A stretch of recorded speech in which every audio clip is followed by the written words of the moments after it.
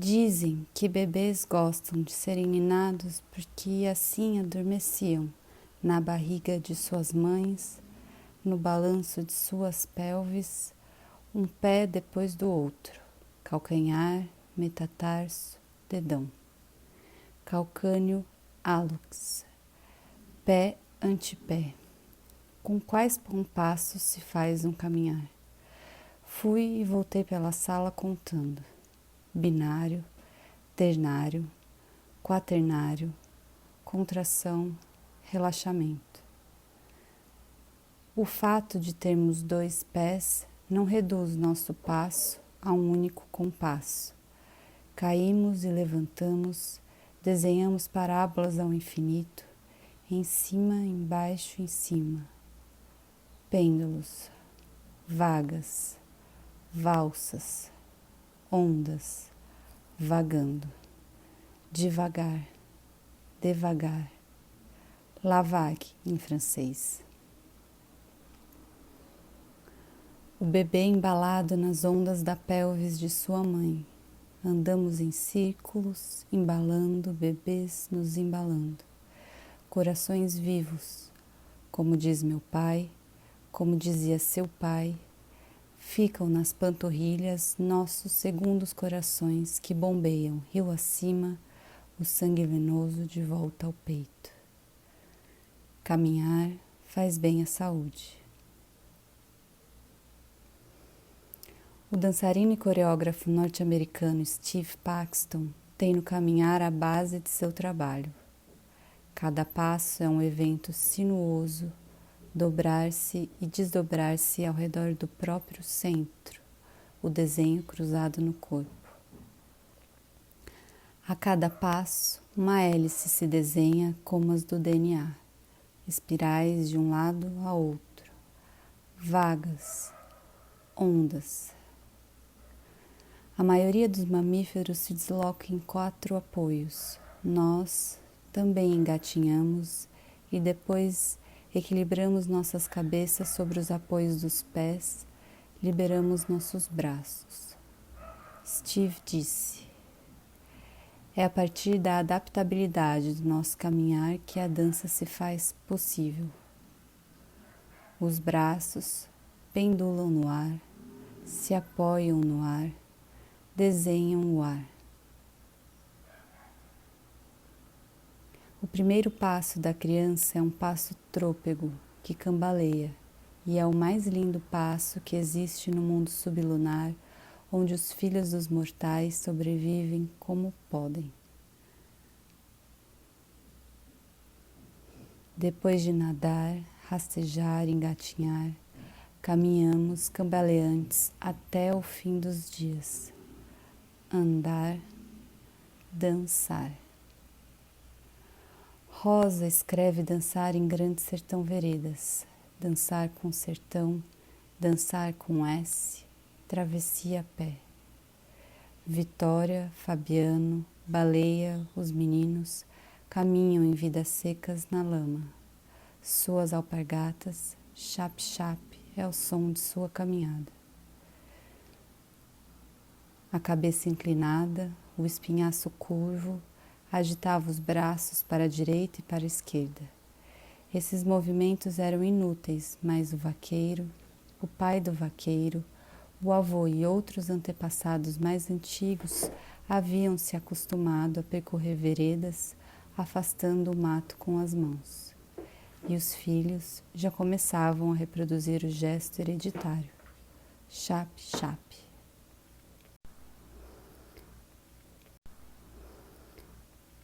De Adorim, Riobaldo, sobreviventes, meus olhos caminham nas linhas de suas histórias. Caminham a Adília Lopes com S da Sofia para dançar, segundo ela, enquanto dança, raciocina melhor. Chape-chape, cedilhas, prego, espinho, tropeço no pé. Dançar, flanar, pedra no meio do caminho. Dançar, tropeçar. A dança apela à falta de jeito natal. Ela usa todos os gestos das crianças. Ela não consegue falar, Ela não sabe cantar, ela nem sabe levantar o pé, ela nem sabe como colocá-los no chão, ela não sabe juntar as palmas, separá-las, golpeá-las, produzir som. A dança apela ao corpo silencioso que habita toda a vida em um outro corpo que o precede, em outro corpo que já não existe.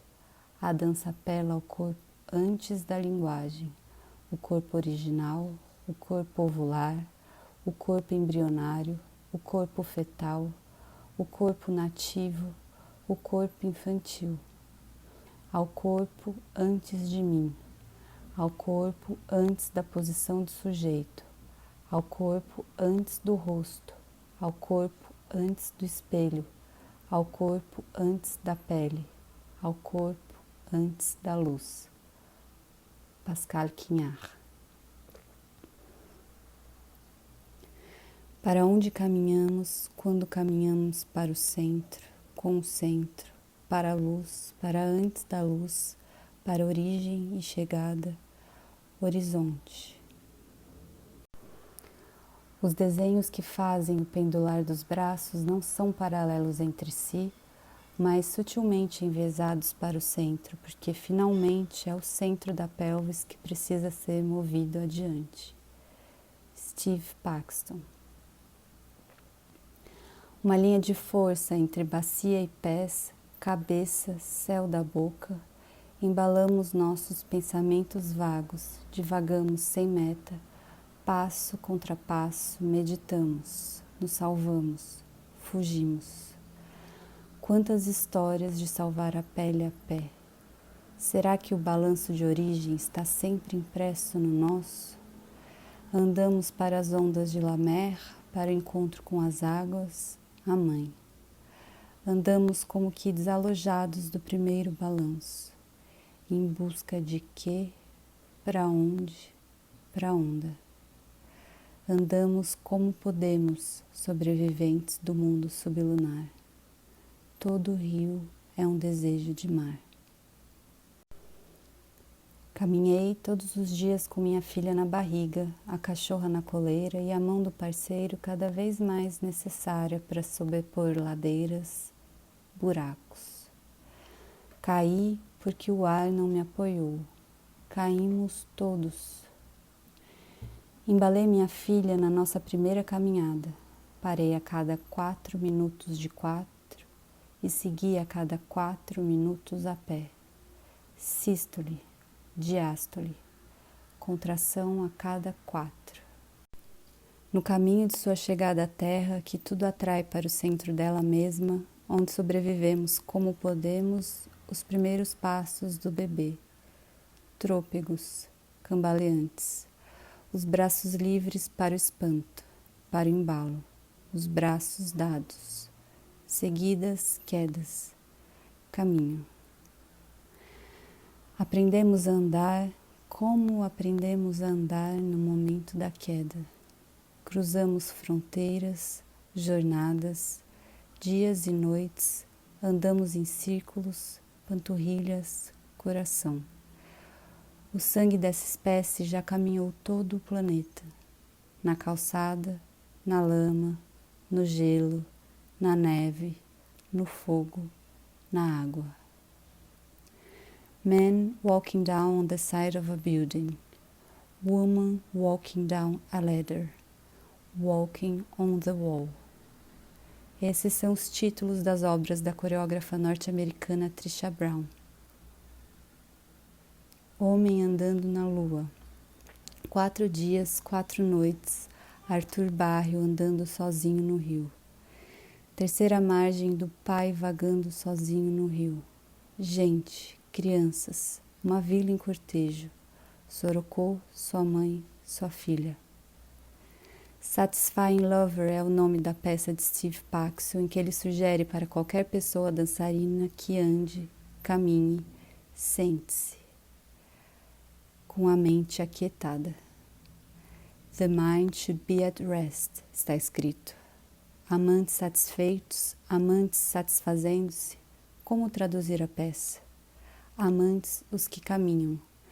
braços livres para embalar, amantes satisfazendo, braços livres para abraçar, amantes satisfeitos, braços livres, coro solto, veredas, caminhos, gerais, sertão, pasto, deserto rumo a florestas, crianças, braços livres.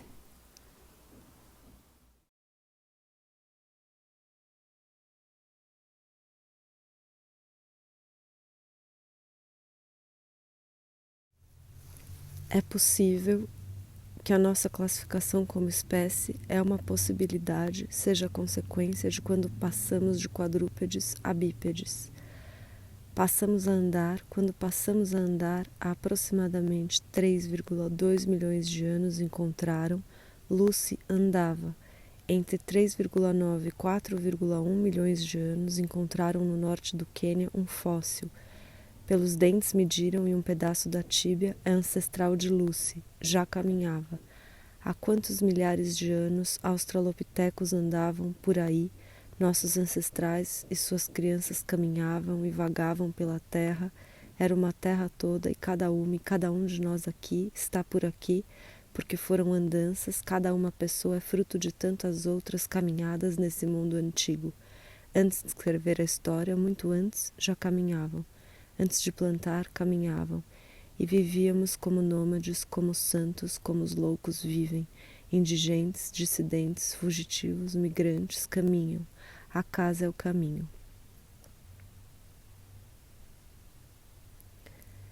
Na literatura, nela mesma, para o pensamento grego, andar e pensar ligados. O pensamento é a extensão das mãos ou o pensamento acontece a partir dos pés? Olhe para o seu pé. No templo Sotozen, Bushinge, no bairro da Liberdade, antes de entrar na sala de zazen, antes de entrar, tiramos os sapatos e tem uma placa que diz, olhe para o seu pé. A placa diz, olhe para o seu pé, só isso, antes de entrar na sala de zazen. Caminhando, Turro era puxado para o oeste, metade do século XIX. John Cage caçava cogumelos, começo do século XX. Baixou, perambulou até a morte, século XV. Peripatéticos pensavam, quarto século antes de Cristo. Leonardo Frois encontra os seus poemas. Caminhando no gelo, Herzog fez a viagem de Munique a Paris pela saúde da sua amiga Lotte, com um casaco, uma bússola e uma sacola. Segundo ele, na certeza de que ela viveria se fosse encontrá-la a pé. 1974. O encanto funcionou e Lotte, quando estava muito velha, pediu para Herzog desfazê-lo. Estava na hora dela partir. Foram caminhadas, as visitas dadaístas, deambulações surrealistas e derivas situacionistas. O homem que caminha, l'homme qui marche, escultura de Giacometti, o equilíbrio natural do passo, ele disse. 183 centímetros em bronze, o homem só, a meio passo, com os braços pendurados. 1961. Caminhando é o título da proposição de Elijah Clark, 1963. A fita de Moebius, espelhada como o DNA.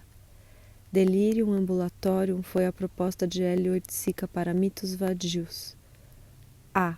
Caminhar pela periferia da área baldia demarcada durante a duração da performance. Caminhar to and fro, sem linearidade. Ambulatoriar, inventar coisas para fazer durante a caminhada. A pé, Arthur Barrio andou por 4 dias e 4 noites, durante 96 horas no Rio de Janeiro, sem parar, 4 dias e 4 noites. Fiona Campbell caminhou dos 16 anos até completar 27, caminhando por 11 anos até chorar nos rochedos brancos de Dover. Caminhando, Harry Dean Stanton, Travis, percorre o filme Paris, Texas. O filme é uma longa caminhada de Travis pelo deserto, e Travis usa um boné vermelho.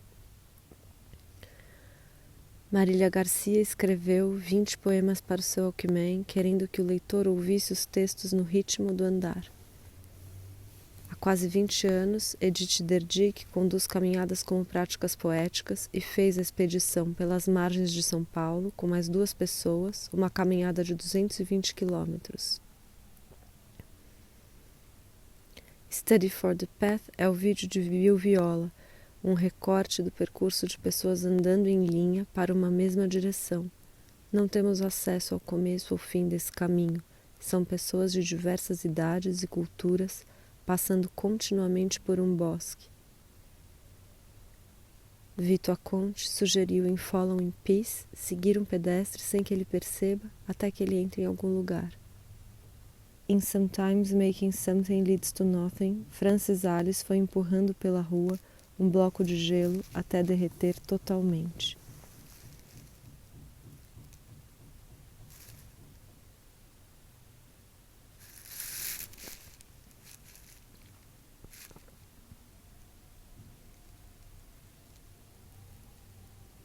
Só tem uma regra.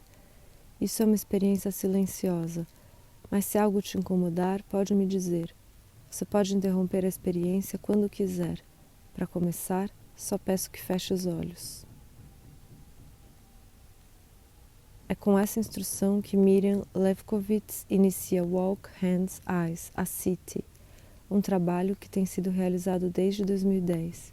Um performer conduz pela mão um participante de olhos fechados em um percurso pela cidade e pede para que ele abra e feche os olhos, registrando apenas algumas coisas escolhidas ao acaso pelo caminho. Caminhando. Paulo Nazaré saiu da região do Rio Grande, Minas Gerais, até Nova York sem nunca limpar os pés para lavá-los somente no rio Hudson. Andar para chegar em algum lugar. Andar pelo caminho de outra pessoa. Andar para nada. Deixar pegadas que vão desaparecer. Cravar nas solas dos sapatos mensagens para os próprios pés ou deixar mensagens impressas no caminho. Na área militar dos Estados Unidos em Porto Rico, onde fazem testes de mísseis e bombas, área proibida, testes de mísseis e bombas, Jennifer Alora e Guilhermo Casaldilha entraram e deixaram na areia da ilha Vieques, deixaram pegadas com textos e desenhos gravados nas solas dos sapatos. Warning: Civil disobedience will continue. A desobediência civil vai continuar. Caminhando, Santerin, palavra que deriva da busca pela Terra Santa na Idade Média, e Santerre foi se transformando em Sansterre, sem terra, sem nenhuma casa em particular, mas igualmente em casa onde quer que seja. Escreveu Turreau.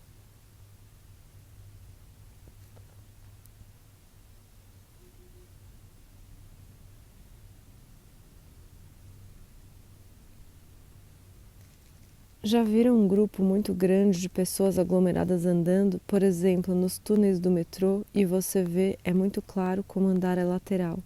Distribuição de peso, de uma perna para a outra. Você nem sempre percebe isso, mas está sempre caindo. Cada passo você cai, repetidamente está caindo e se segurando para não cair, caminhando e caindo ao mesmo tempo. Em cada passo, uma pequena dança. Steve Paxton chamou de small dance esses micromovimentos que acontecem para que possamos dar o passo, ou ainda para que fiquemos parados, o tempo todo uma pequena dança no corpo. A distribuição do peso para lá e para cá, um para lá, um para cá, dançando. E você nem sempre percebe isso, mas o tornozelo, a bacia, a coluna, a cabeça, cada articulação se organiza, em cada passo você cai.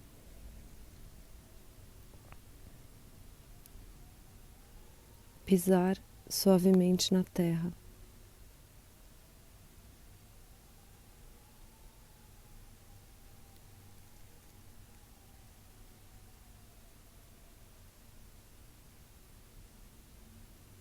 Qual é a diferença entre antes e depois? Ele disse, não há diferença, apenas os pés estão um pouco fora do chão. Os pés um pouco fora do chão. 2020, 2021, estamos fazendo o mínimo possível de trajetos fora de casa. Andamos dentro de casa. Meu pai caminha 16 passos largos ou 17 passos curtos no corredor, do quarto à cozinha, da cozinha ao quarto, seguidos de 10 minutos de banho de sol no terraço. Indo e vindo. Quantos passos tem um dia? Walking on the wild side, ouvimos. Walking inside, ouvimos o vento. Sem sair, o som da cidade, ouvimos.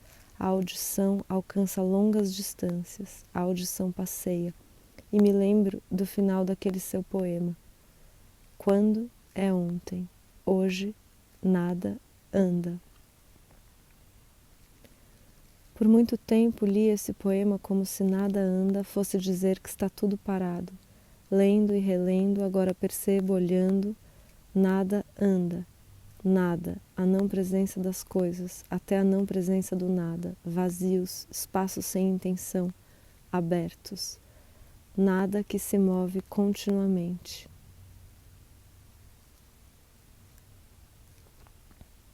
Animais selvagens migram periodicamente.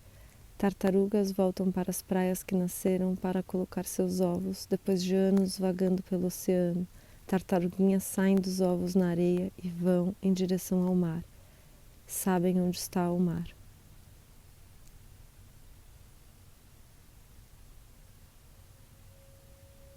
É possível, caminhando.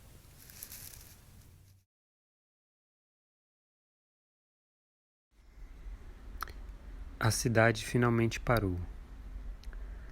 Não tinha parado para pensar. Agora, praticamente parado, das 8 às 5 é o toque de recolher em São Paulo, medida justificada por autoridades para conter o coronavírus.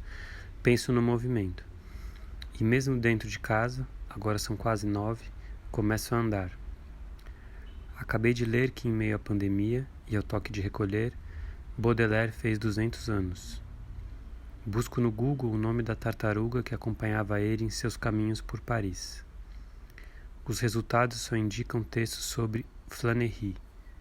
Imagino Baudelaire e a tartaruga, os dois andando lentamente, o pequeno escândalo em meio à velocidade da cidade.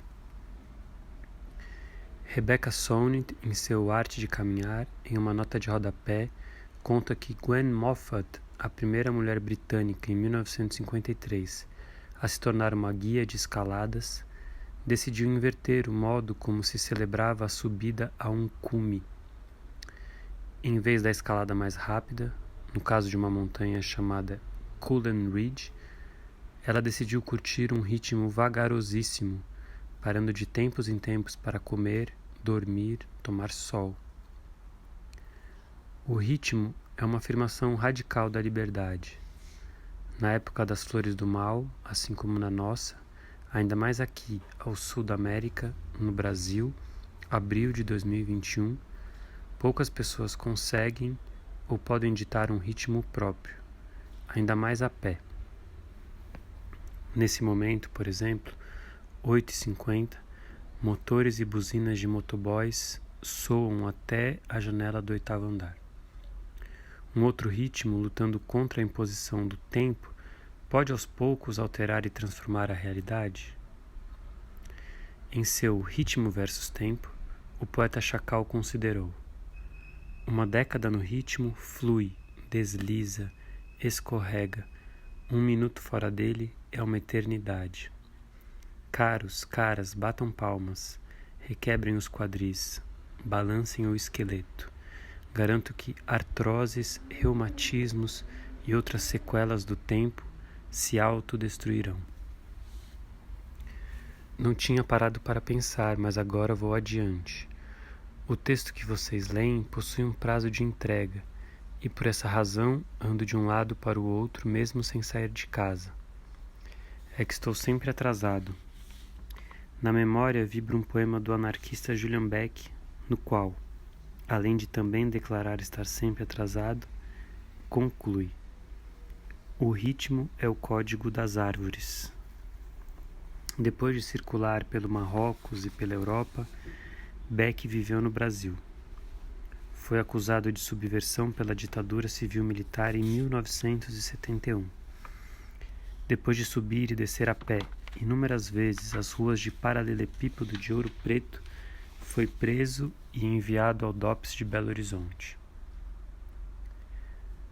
Parceira de Beck na vida e no Living Theatre, Judith Malina escreveu um poema ao longo de 50 anos.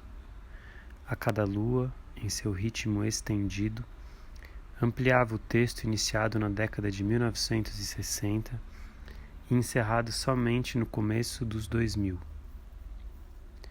Gary Snyder, contemporâneo de Beck e Malina, o beat, andarilho, alpinista, zen, também curtiu 5 décadas para concluir, após inúmeras perambulações, rios e montanhas sem fim. O ritmo da poesia, sublinhou Otávio Paz, é outro. Isto é, ele difere da comunicação, da reprodução, se aproximando, segundo ele, da invenção e do erótico. Contam que na Grécia Antiga, para além de outros escândalos, como o dormir na rua, em um barril, o filósofo Diógenes, o cão, andava de costas, em sentido contrário àquele dos seus conterrâneos. Baudelaire e a sua tartaruga, séculos depois, feito ele, apontam para a existência de um ritmo e direção outras. 200 anos de um andarilho de poesia, estampou a coluna do jornal. Na minha cabeça, agora, um poeta caminha com uma tartaruga no asfalto da cidade, no meio do toque de recolher da pandemia. E posso garantir, a cidade, nesse instante, finalmente parou.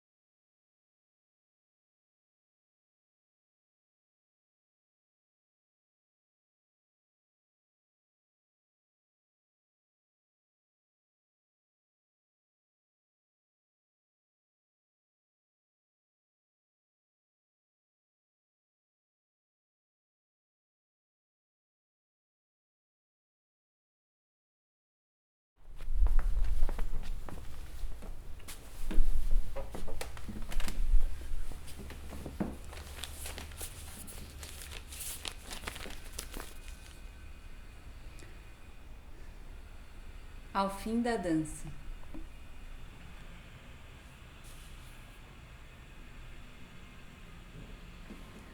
A primeira vez que fiz essa fala foi para um evento chamado Dança se Move Ocupa, um movimento para auxiliar os trabalhadores da dança afetados na pandemia em 2020.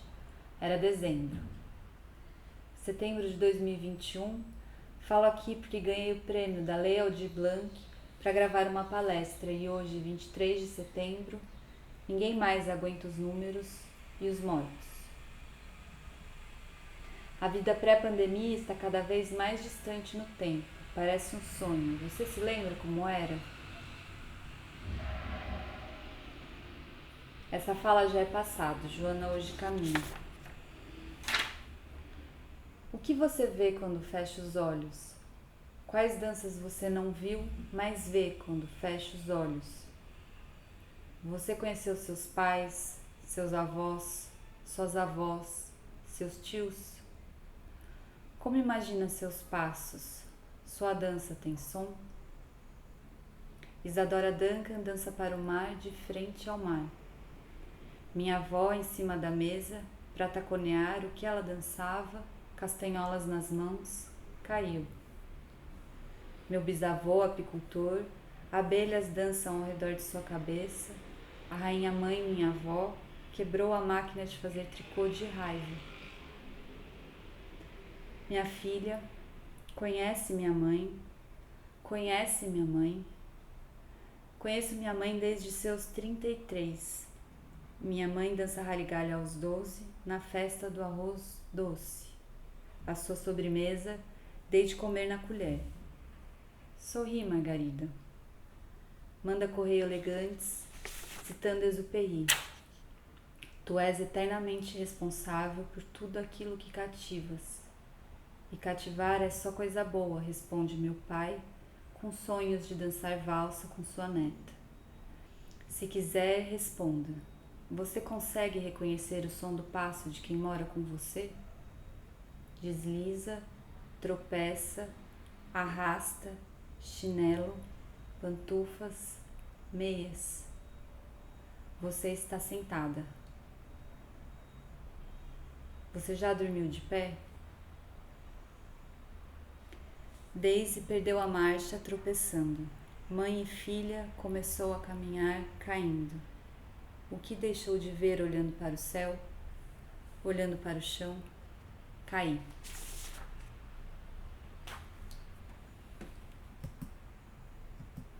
Durante 2 semanas de março de 2020, atravessei a cidade de metrô e a pé a caminho do Sesc Santo Amaro.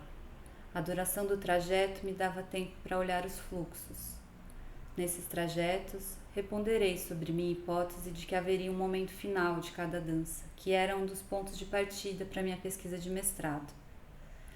Depois do fim de Danças do Passado, os escritores com os quais eu trabalho encararam a página em branco e reencenaram a dança na escrita. Suas palavras atravessaram tempos e espaços. Estaria eu atrás de danças perdidas? Ao longo das viagens de metrô, a caminho do Sesc, onde criávamos um estudo a partir da nossa última peça, Imagine, tão interessados em inserir ali a particularidade de qualquer um que caminha, se levanta, se senta, no entra e sai dos vagões, pensei nas gerações de artistas que se debruçaram sobre o cotidiano. A vida seguia mesmo depois do fim da obra. A vida, agora redimensionada pela arte, fazia com que do banco do metrô meu olhar seguisse acordado para o mundo. Onde estava a peça? Marília Garcia escreve no livro Câmera Lenta. Ao escrever, é possível pensar em termos geográficos. A gente constrói uma cartografia e pouco a pouco vai desenhando e descrevendo linhas, formas, curvas, montanhas, acidentes, caminhos e superfícies. O que era de fato deslocar na linguagem? Fim da citação. O que era de fato escrever a partir da dança? A dança se deslocando comigo, as palavras no livro, na cabeça, construindo uma cartografia ou redimensionando a cartografia do mundo. O texto seguia depois do fim do livro. A dança seguia depois do fim da dança. Onde estava o fim? A taxa sobe para 13%. Com uma proteção para os olhos, o risco é de 6%. Sem proteção para os olhos, a taxa salta para 16%. E com uma máscara, o risco é de 3%. Sem, dispara para 17%.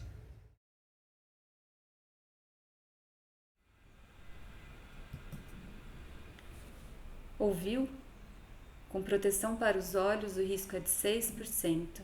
Sem proteção para os olhos, a taxa salta para 16%. Com a máscara, o risco é de 3%. Sem, dispara para 17%.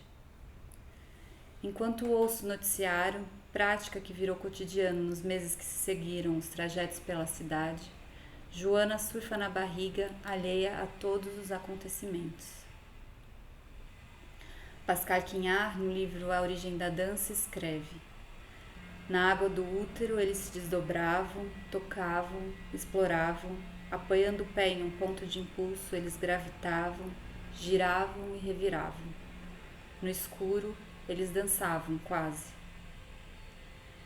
Nesse período, passo a bordar como muitos e travo na imaginação longas conversas com as avós que me ensinaram, de seu isolamento feminino, a colocar a linha na agulha e dar pontos decididos nos panos que perduram na casa, nos enfeites e nas roupas que uso. Agora, a vida parecia cada vez mais exprimida nas telas, enquanto eu ficava cada vez mais tridimensional.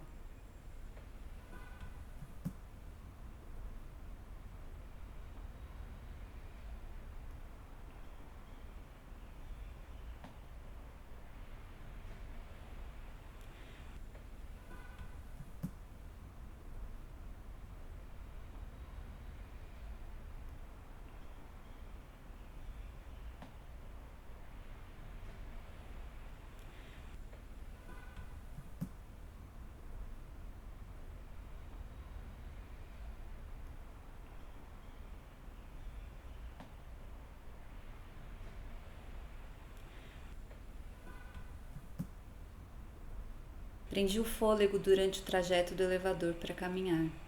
A cada dia mais rostos cobertos e Joana nasceria. O que veria, o que não veria, o que deixaria de ver?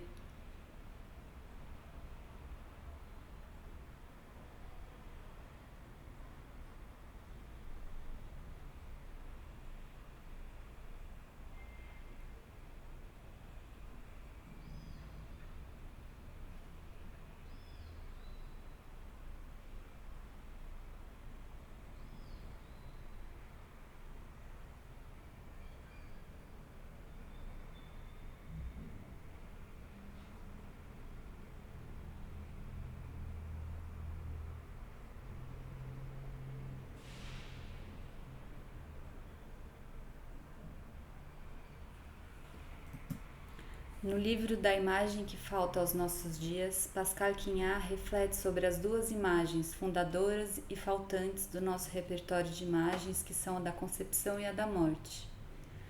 A partir da análise de pinturas antigas, ele diz: falta uma imagem dentro de toda imagem. Quignard constata que as iconografias da antiguidade ocidental não retratam o momento da ação trágica, mas sim a iminência de seu acontecimento. Ele afirma: a pintura antiga é um resquício da espreita. O desenvolvimento de seu pensamento desemboca na dicotomia entre a imagem, que retrata a iminência, o presságio, o momento antes, e a palavra, a história, a narrativa, que supõe o fim para poder começar. Segundo Quignard, atrás de cada palavra há uma perda. A palavra toma lugar quando a dança termina, mas ela é muitas vezes o único caminho para que possamos, de alguma forma, revisitar a experiência da dança, seja como escritores ou leitores, e dessa forma ela passa a ser, em muitos casos, o único registro e a única possibilidade de, mesmo que virtualmente, dar continuidade ao acontecimento. Estudo danças a partir dos seus finais. Gosto de ouvir sobre danças às quais não pude assistir. Reenceno na imaginação os rastros invisíveis de quem um dia rasgou o espaço e comoveu a quem leio ou escuto. Paul Valéry escreveu Filosofia da Dança a partir da apresentadora da bailadora de dança espanhola Antônia Mercè Luque, conhecida como a Argentina. É possível que a performance desse texto em sua concepção original, o texto proferido seguido da dança, tenha ocorrido apenas uma única vez. Dessa experiência mais completa, nos restam apenas as palavras que arriscou um homem, que escreve, mas não sabe dançar. A lacuna encenada pelo texto, ao mesmo tempo que atesta a falta de uma dança de origem, mantém vivo algo da experiência do encontro de um escritor com a dança, para além da duração fugaz da vida de um corpo. Esse encontro é possivelmente reencenado a cada leitura, abrindo-se uma fresta de encontros. O leitor é requisitado para sentir com o corpo o que o texto lhe faz. A falta da imagem dançada propõe um exercício de imaginação e de adaptação. Na minha leitura, para reconstruir a imagem da dança de Antônia, a quem Valéry se refere, associo sua dança com a figura de Kazuo Ono, vestido de mulher na peça Admirando la Argentina.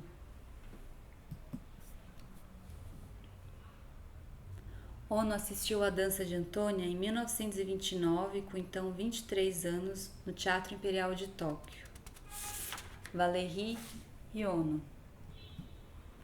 Para Ono, a dança de Antônia foi o começo de sua própria dança. Quase 50 anos depois de tê-la assistido, ao ver uma foto sua, Ono diz ter ouvido seu chamado.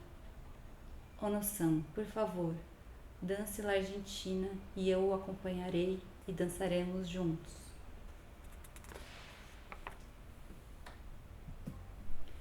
Isabel Naverano, texto Envoltura, História e Síncope, que é parte de uma exposição sobre Ono e Argentina realizada pelo Museu Renan Sofia em 2016, escreve: a convulsão singular de Antônia Mercè em 1936 e a dança de Kazuo Ono em 1977 podem ser entendidas como reflexos simbólicos de uma sacudida na história. Eles operam em movimento sincopado, desafiando a cronologia, atuando como gêiseres, potencialidades de outras formas de vidas possíveis. Para reconstruir a dança da bailadora Antônia, retomo os textos e os testemunhos de Valéry, de Isabel Naveran, mas também daqueles que assistiram à dança de Ono em vida: Kay, Roberto, Júlia, Bruno, Mônica, Gaúcho. Todo o tempo se fusiona. Antônia Mercê, lá Argentina, morreu de infarto aos 46 anos após receber a notícia do golpe militar espanhol.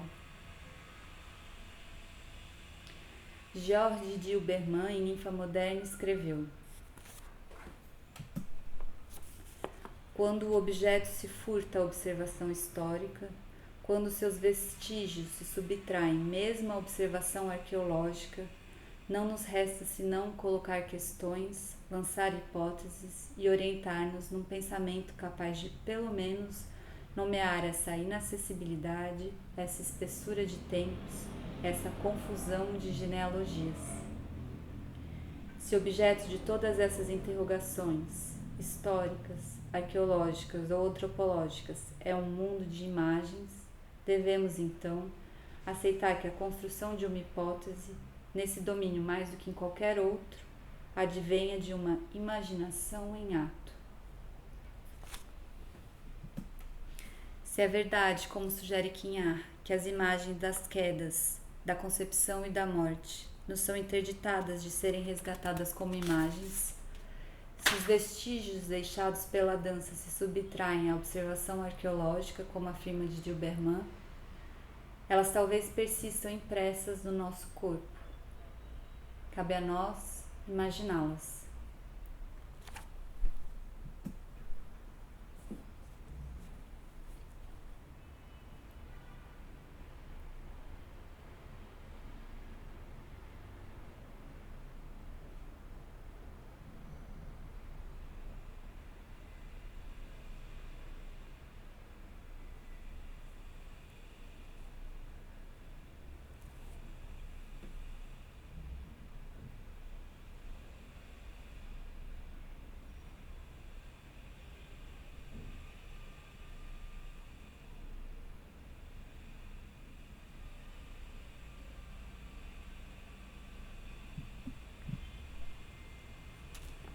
A dança faz das sensações, das quedas de que todos nós somos formados, matérias para a criação, e assim nos coloca a todos diante dos mesmos enigmas, tombos, tropeços, caminhos e saltos.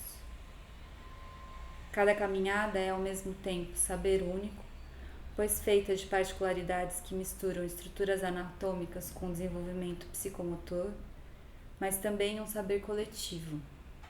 No limite, cada passo é em si, queda e retomada. Dança. Evitei a dança nas telas o quanto pude. Na pandemia, me pergunto cotidianamente onde está a dança, onde a dança aqui. Para fazer essa fala, quis trazer a cortina lilás do prédio vizinho que infla e se esvazia com o vento, o desenho do caminho do sol na cama, as flores vermelhas de hibisco que abrem e murcham sem que eu consiga fotografá-las, o pôr do sol, o leite vazando, Joana segurando seus próprios pés, o aparar de suas unhas a cada 4 dias, a linha preenchendo o bastidor, a cadela respirando, a última conversa com minha avó, 10 dias antes de sua partida.